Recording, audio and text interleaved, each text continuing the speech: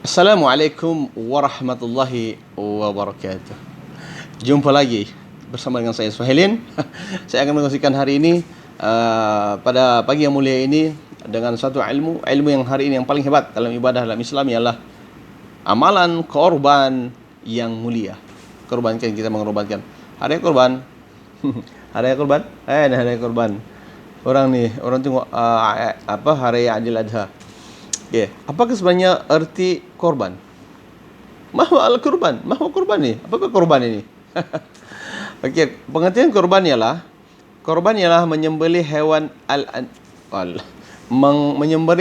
menyembelih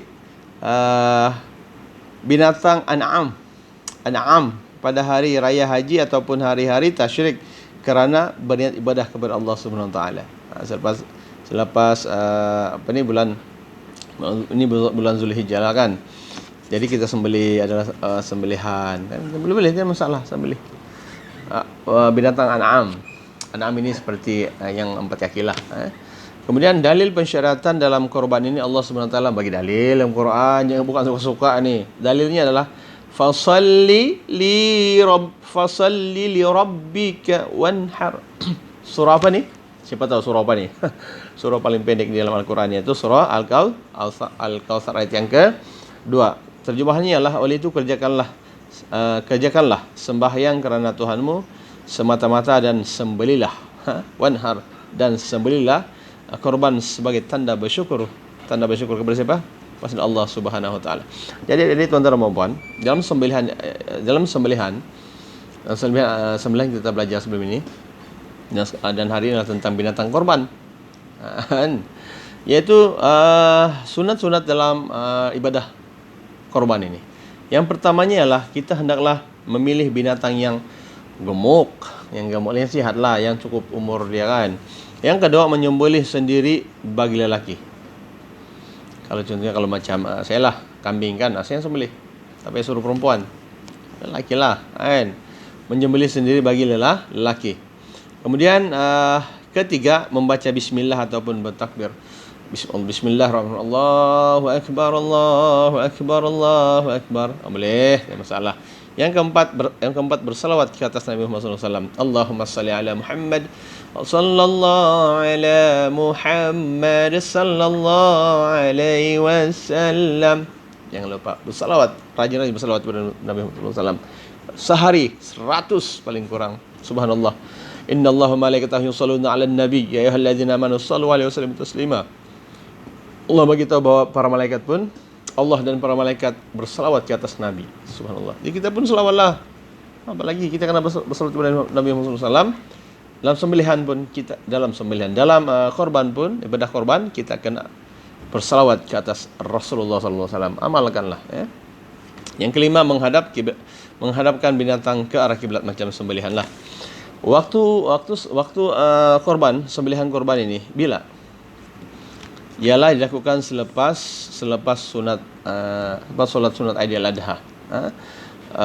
Sehinggalah terbenam matahari pada 13 Zulhijjah. Biasanya orang yang pergi haji di Mekah, jurang sana pun biasanya akan mengadakan juga ini tentang korban ini. Kemudian syarat-syarat korban, pertamanya disembelih oleh orang Islam yang menyembelihnya orang Islam. Yang kedua, binatang yang sudah cukup umur, biasanya 2 tahun setengah, lebih kurang udahlah. Kemudian diniatkan kurban ketika menyembelih. Kan yang menyembelih itu disebut nama. Kalau lembu kan 7 bahagian kan, 7. Kalau kambing 1 jelah kan.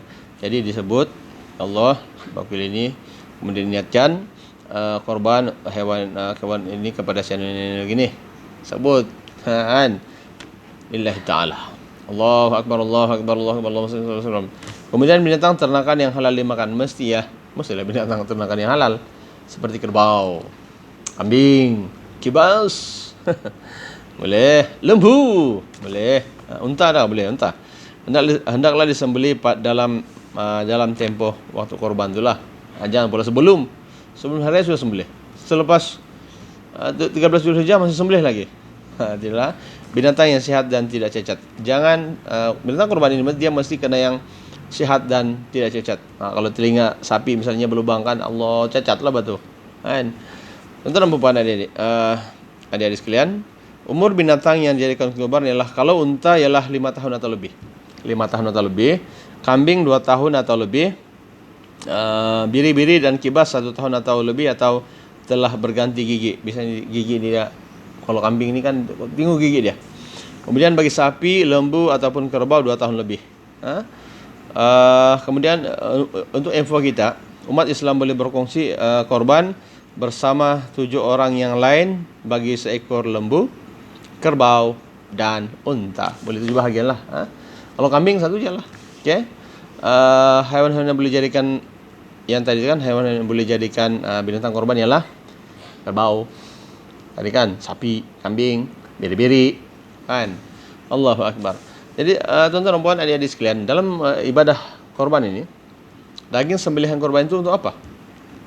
Kita bertanya lagi, kan. Daging sembelihan adalah dibagi-bagikan kepada orang Islam, terutamanya fakir miskin. Orang fakir miskin itu kita bagi. Bagaimana dengan orang yang bukan Islam? Boleh? Boleh kan tidak? Ini persoalan, kan. Daging korban juga boleh diberikan kepada orang-orang kaya. Orang kaya pun kita bagi saja. Yang penting dia Islam, kan. Namun daging korban yang bernazar haram dimakan oleh orang yang bernazar. Ada orang yang saya bernazar untuk korban tahun ini, dia bilang kan, jangan, dia tidak boleh makan. Orang bernazar tidak boleh makan yang sembelihan ini. Jangan, walaupun kecil, jangan boleh. Dia mesti sedekah semua. Maka secara umumnya pembahagian daging korban adalah seperti ini. 1/3 disedekahkan kepada orang ramai, 1 lembu kan, 1/3 atau kambing lah.